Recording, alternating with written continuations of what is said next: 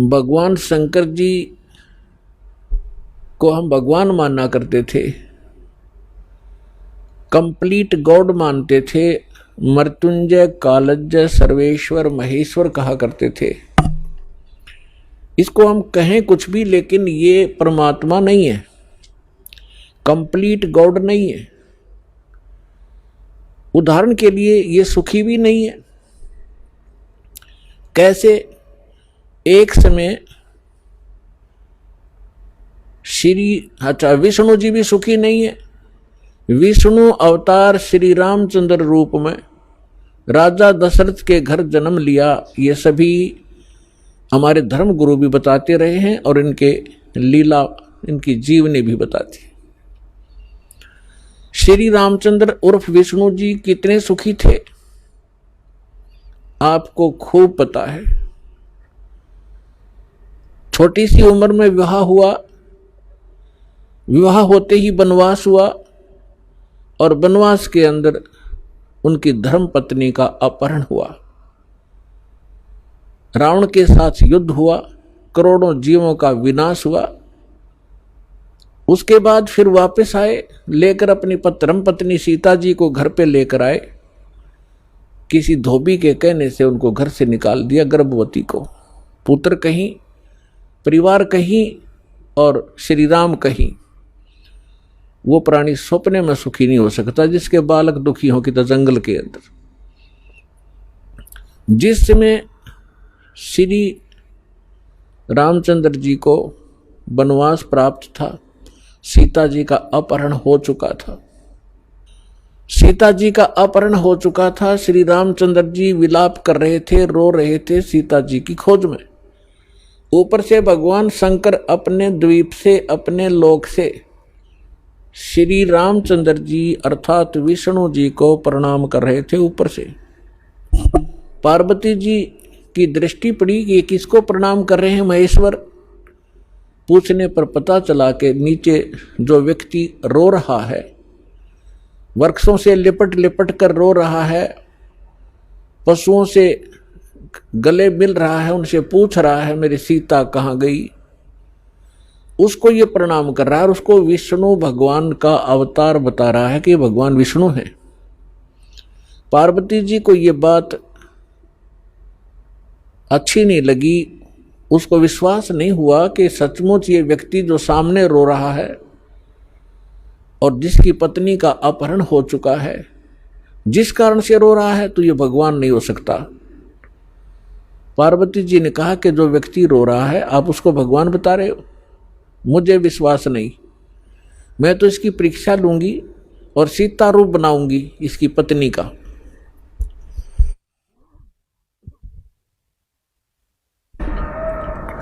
और यदि ये मुझे पहचान लेंगे तो मैं मान लूंगी कि ये भगवान है।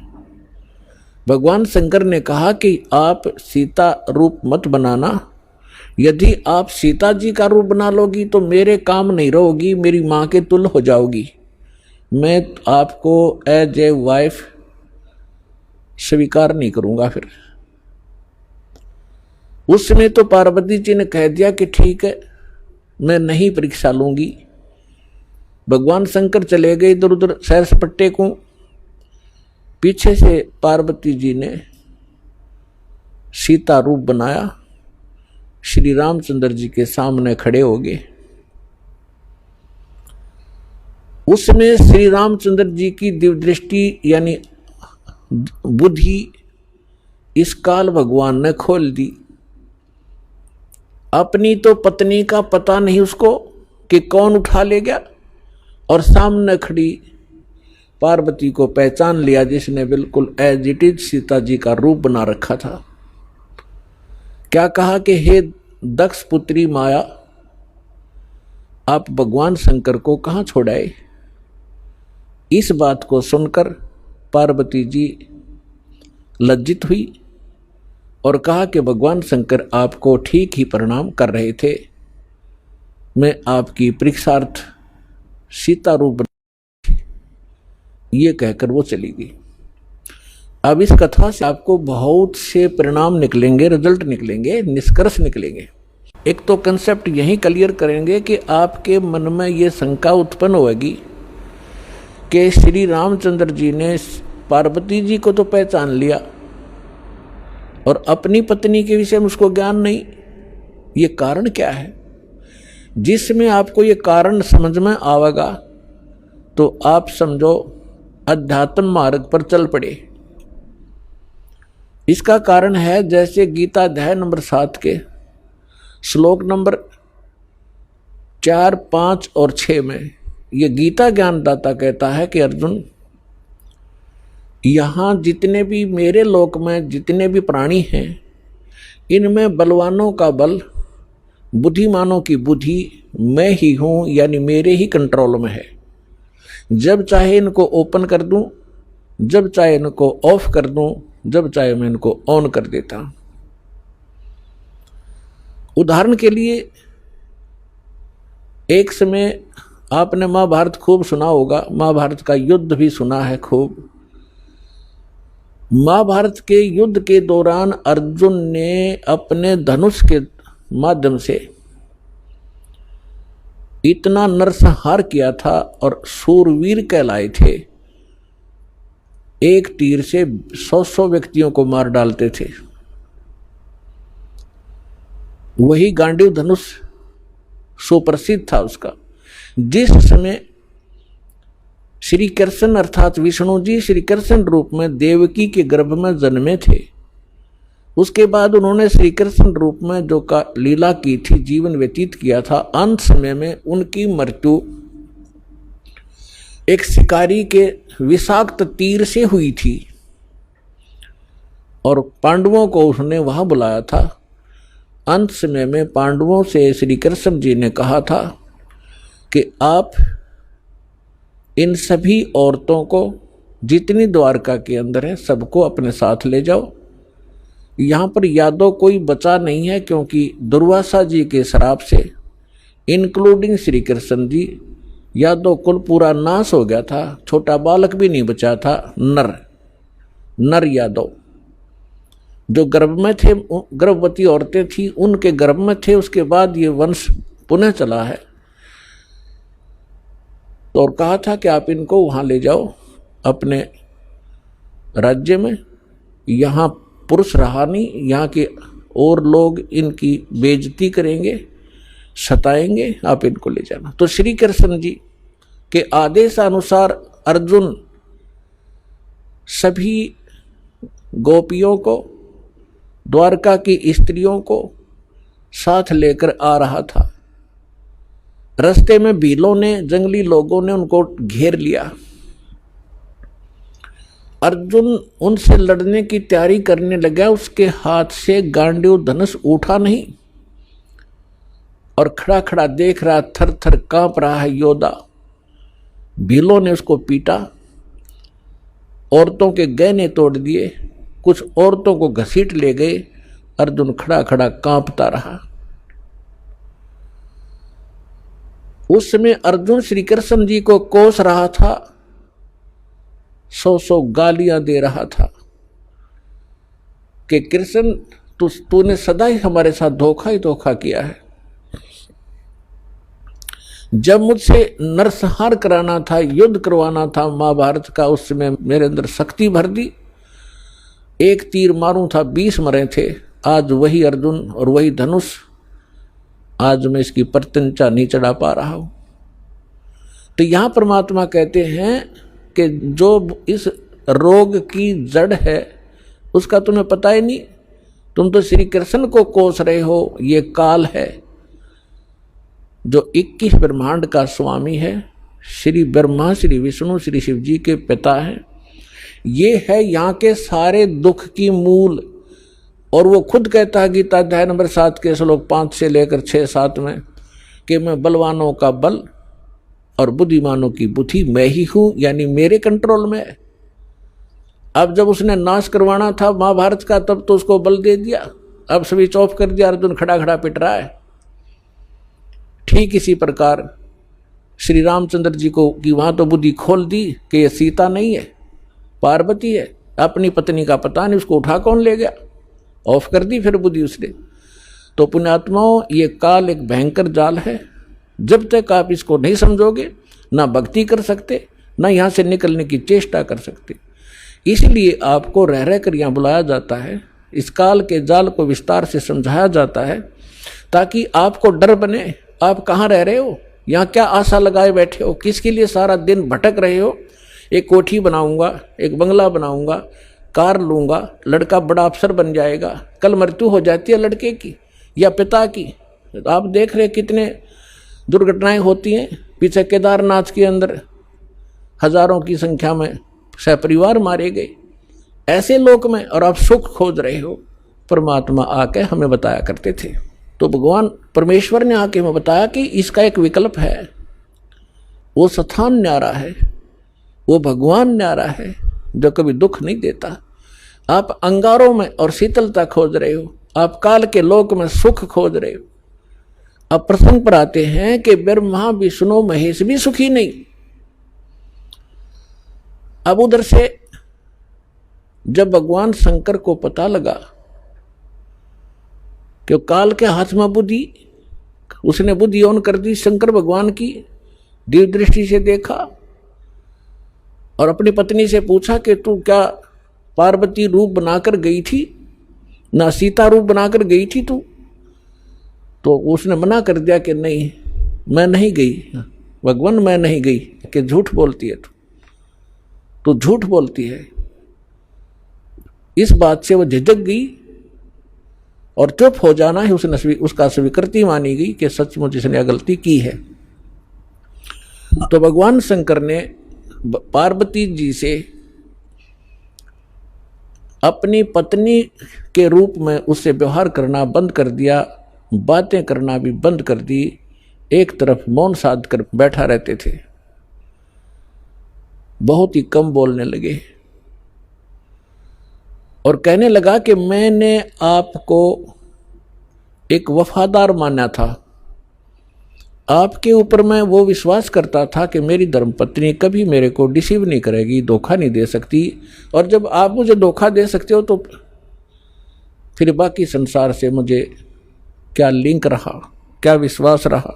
और साफ कह दिया कि तू मेरी माँ का रूप धारण कर चुकी है, मेरी पत्नी रूप में नहीं स्वीकार्य हो सकती। जैसे श्री ब्रह्मा जी सबसे बड़े, विष्णु जी सेकंड नंबर के, शंकर भगवान तीसरे नंबर के, तो बड़े भाई की पत्नी माँ के तुल्य मानी जाती है। तो उसने कहा भगवान शंकर ने कि आपने मेरे बड़े भाई की पत्नी विष्णु की पत्नी का रूप बना लिया सीता, इसलिए आप आज के बाद मेरी पत्नी नहीं माँ के तुल्य हो। अब वो समझ गई कि इन्होंने जो फैसला ले लिया अटल होता है। 10 दिन, 20 दिन, महीना, 6 महीने, वर्ष इंतजार की, लेकिन रिजल्ट निल रहा। भगवान शंकर ने उनसे कोई बात नहीं की, हमेशा क्षुब्ध रहते थे।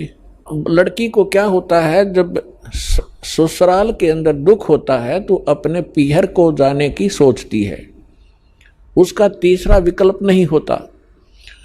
तो पार्वती ने सोचा कुछ दिन अपने घर चली जाती हूं, इनका दिमाग ठीक हो जाएगा। ये सोचकर पार्वती अपने पिता दक्ष के घर पर आ गई। और राजा दक्ष ने उस समय एक यज्ञ कर रखा था और एक नियम है ब्राह्मणों ने बना रखा था, ऋषियों ने, कि जब भी कोई यज्ञ करे तो अपनी सभी बेटियों को, संबंधियों को और उनके पतियों को, दामादों को आमंत्रित किया जाए और प्रतिदिन उनको आदर के साथ उनको प्रतिदिन दक्षिणा दी जाए जैसे ब्राह्मणों को देते हैं। तो ऐसा नियम था कि जितनी भी राजा दक्ष की अन्य बेटियां थी वो सभी आमंत्रित थी और उनके पति यानी दामाद भी आमंत्रित थे। सबके आसन उचित स्थान पर सबको बैठा रखा था। जितने समय तक यज्ञ का और सत्संग का प्रयोजन चलता था, 2-4 घंटे, 10 घंटे, तो उस समय सभी अपने अपने आसन पर विराजमान रहते थे और किसी भी कारण से कोई लड़की का पति नहीं आ सका तो उसका आसन लगाया जाता था, खाली छोड़ा जाता था और सबको जो भी दक्षिणा दी जाती थी उसका भी उसके ऊपर भाग प्रतिदिन रखा जाता था आसन पर। तो जो ही पार्वती जी उस अपने घर पे पहुंची, पता चला कि पिताजी ने यज्ञ कर रखा है और ये यज्ञ 2-3 दिन से चल रहा है। अब सारे यज्ञ मंडप में घूम के पिता के सामने पहुंची। पिताजी ने मुंह मोड़ लिया, क्योंकि पार्वती जी ने राजा दक्ष के मर्जी के विरुद्ध भगवान शंकर से विवाह किया था, जिस कारण से पिता अक्षुब्ध था।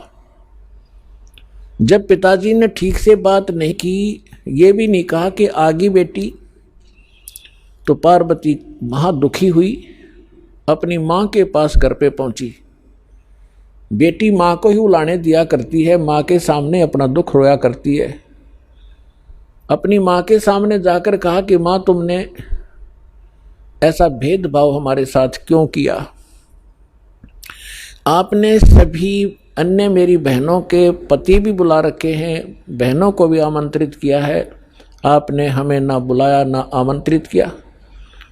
और जिन बहनों के पति नहीं आए हैं उनका आसन लगा रखा है, उनका भाग सबको दिया जा रहा है। आपने न तो अपने दामाद का आसन लगवा रखा है, ना ही उनको आमंत्रित किया है और ना मुझे आमंत्रित किया। अब माँ ने कहा कि बेटी, ना तो आप मेरी बात मानती, ना तेरा पिता मानता, तू जाने तेरा बाप जाने, उनसे बात कर। अपनी मर्जी से तूने विवाह किया, जिस कारण से वो दुखी है तेरे से। वो फिर अपने पिता के पास गई और दक्ष से कहा कि पिताजी, आपने न तो हमें आमंत्रित किया और न ही आपने अपने दामाद को बुलाया, ना उनका कोई भाग आसन आपने लगा रखा है, ना उनका हिस्सा निकाल रहे हो। तब दक्ष ने कहा कि तू आई किस लिए यहाँ पर? तेरे को किसने आमंत्रित किया था? अपनी मर्जी से विवाह किया था, रह उसके साथ, उस जंगली के साथ रहे। ऐसी बहुत सी बातें बकवास की। तो पार्वती ने देखा कि भगवान शिव अब मुझे स्वीकार करेगा नहीं, घर में मेरा सत्कार नहीं। तो उसी समय एक हवन कुंड बना रखा था, उसमें अच्छे गेर कर 1 क्विंटल लकड़ और गेरे थे, चारों तरफ से डाल रहे थे वह ब्राह्मण ऋषि। घी पूरा बकड़ बड़ा था, पूरी लो लकड़े थी उसमें। तो पार्वती जी यानी दक्ष की बेटी उस हवन कुंड में छलांग लगाएगी, आत्मदाह कर लिया। यज्ञ खंड हुआ, जल्दी से उस लड़की को निकाला गया। तब तक उसका मांस जल चुका था, मर चुकी थी, अस्थि शेष रह गई थी, हार्ड शेष थी। लंबी कथा है, हम जिस उद्देश्य से ये कथा सुना रहे हैं उसी को लेंगे। भगवान शंकर को पता चला, अपने सभी अनुचरों को साथ लेकर वहां पहुंचे। उससे पहले उन्होंने भैरव को भेजा, उसने आकर के वहाँ, बहुत सी लंबी कहानी है। भगवान विष्णु भी विद्वान थे उस यज्ञ में, भगवान ब्रह्मा जी भी विद्वान थे। जब उनको पता चला कि भगवान शंकर अपनी सेना के साथ आ रहे हैं, तो ब्रह्मा जी तो पहले भाग गए, विष्णु जी भागने लगे। तब शंकर दक्ष ने कहा कि भगवान, मैंने आपकी ही सुरक्षा में ये यज्ञ किया था, आप भी मुझे आपत्ति में छोड़ कर जा रहे हो। तो भगवान विष्णु फिर रुक गए थे, उन्होंने लड़ाई की। लड़ाई में फिर वो काफ़ी परास्त हुए, शतब्द हो गए, फिर भाग गए वह वहाँ से छोड़कर। ये पुराण में वर्णन है, शिव पुराण में। कहने का भाव ये है कि भगवान शिव ने आकर के राजा दक्ष की गर्दन काट दी। अन्य के कहने से फिर उनको दोबारा जीवित किया गया, जैसे कोई बकरा लाकर उसके मुख पर लगा दिया। प्राण की कथा आपने खूब सुन रखी। हम इस विषय पर आएंगे अपनात्माओं जैसे यहाँ फिर एक शंका उत्पन्न हो जाएगी आपको कि भगवान शिव ने राजा दक्ष को जीवित कर दिया और बकरे की गर्दन लगा दी, तो भगवान शंकर में भी तो शक्ति है। पुण्यात्माओं जैसे धर्मदास जी ने एक बार आदरणीय धर्मदास साहिब जी ने भगवान कबीर परमेश्वर जी से यही प्रश्न किया था कि हे परमात्मा, आप कह रहे हो कि राम और श्री कृष्ण ये समर्थ भगवान नहीं है, यानी विष्णु और शंकर और ब्रह्मा जी। विष्णु जी के अवतार श्री कृष्ण जी आए हुए थे, उन्होंने राजा मोर ध्वज के घर पर एक लीला की थी, जाकर दो साधु रूप बना के, और राजा मोर ध्वज ने अपने पुत्र ताम्र ध्वज को आरे से चीर दिया था, भगवान श्री कृष्ण जी ने उसको जीवित कर दिया था। आप ये कह रहे हो कि सक्षम नहीं है, ये बात मेरे गले उतरती नहीं। तब परमात्मा ने उदाहरण दिया था कि पुत्र बात सुन, यहां तो मोर ध्वज के पुत्र ताम्र ध्वज को श्री कृष्ण जी ने जीवित कर दिया आरे से दो फाड़ कर होने के उपरांत, और उसका सगा भांजा सुभद्रा पुत्र अभिमन्यु महाभारत के युद्ध में मारा गया था। पांडवों का कुलनाश हो रहा था, हाहाकार मची थी, श्री कृष्ण रो रहा था, उसकी बहन रो रही थी, पांचों पांडव टक्कर मार रहे थे। उस समय अभिमन्यु को जीवित नहीं किया उसने। उस समय कहाँ गई थी उनकी वो सामर्थ्य? तब धर्मदास जी ने कहा था, भगवान इसका उत्तर भी आप ही दे सकते हो, हम तो बस इतने बच्चों जैसे प्रश्न है हमारे, बच्चों जैसी बुद्धि है हमारी। ये भी बात सही है आपकी कि वहां क्यों ना जीवित किया उसको। तो परमात्मा ने कहा कि ताम्र ध्वज लड़के की आयु शेष थी, और जिसकी आयु शेष है, ये डॉक्टर एक टांग काट कर दूसरी जगह लगा देते हैं, यहाँ की खाल उतारी वहां जोड़ देते हैं, ये तो एक वैज्ञानिक कर देते हैं इस काम को। और जिनकी आयु नहीं रहती है, डॉक्टर फेल हो जाते हैं खुद। डॉक्टर हार्ट का स्पेशलिस्ट डॉक्टर, और हार्ट की बीमारी से ग्रस्त, और हाथ में गोली टेबलेट खा भी नहीं पाया, 1 मिनट में सांस पूरा हो गया। तो भगवान से बड़ा ना कोई विज्ञान है, ना ये छोटे भगवान है। भगवान तो भगवान ही है, वो समर्थ है, सत्य पुरुष है। तब परमात्मा ने बताया कि ताम्र ध्वज की आयु शेष थी, अभिमन्यु की आयु इतनी ही थी, और ये भगवान इतना ही काम कर सकते हैं। आयु शेष थी तो उसकी राजा दक्ष को दूसरे गर्दन जोड़ दी, चल भाई, लेकिन ये सक्षम नहीं है। अब आगे देखना क्या होता है कि भगवान शंकर ने पार्वती जी की अस्थियां उठा ली और 10,000 वर्ष तक उसको सीने से लगा के पार्वती पार्वती दक्ष माया दक्ष पुत्री करते करते पागलों की तरह भटकता रहा। अपने आत्मा अब ये हम भगवान ब्रह्मा, भगवान विष्णु, भगवान शिव जी को सुखी माने, ये सुखी है, ये सुखी व्यक्ति के लक्षण है। 10,000 वर्ष तक पागलों की तरह खाना ना पीना ना, हाय पार्वती, हाय दक्ष माया, हाय दक्ष की पुत्री। तो हमारे पास ज्ञान का टोटा था, जिस कारण से हमने प्रत्येक को भगवान और समर्थ मान लिया।